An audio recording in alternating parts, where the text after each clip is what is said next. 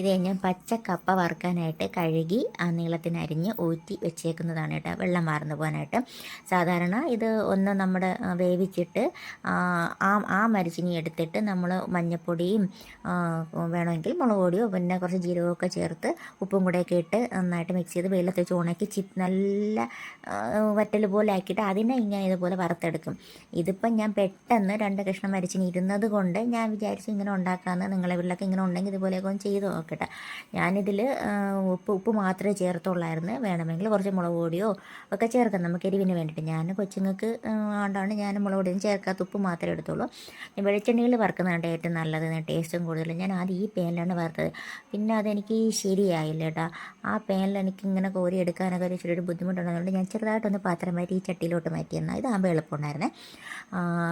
ഇതുപോലെ വറുത്ത് കോരി എടുത്ത് നല്ല ചിപ്സ് നല്ല കിരികിലായിരുന്നായിരുന്നു, നല്ല ടേസ്റ്റൊക്കെ ഉണ്ടായിരുന്നു. ഉപ്പ് മാത്രമേ ഇട്ടുള്ളൂ, എരിവൊന്നും ഇട്ടില്ല. കൊച്ചുങ്ങൾക്കായതുകൊണ്ടാണ് ഞാൻ എരിവൊന്നും ഇടാത്തത്. എത്ര പേര് ഇങ്ങനെ പച്ചയ്ക്ക് ഉണ്ടാക്കി കഴിക്കും, വറുത്ത് കഴിക്കുമെന്നൊന്നും അറിയില്ല. അപ്പോൾ ഇന്നത്തെ വീഡിയോ ഇത്രയേ ഉള്ളൂ. പിന്നെ എൻ്റെ ചാനൽ കാണുന്നവർ ഒന്ന് സബ്സ്ക്രൈബ് ചെയ്ത് സപ്പോർട്ട് ചെയ്യാൻ മറക്കും.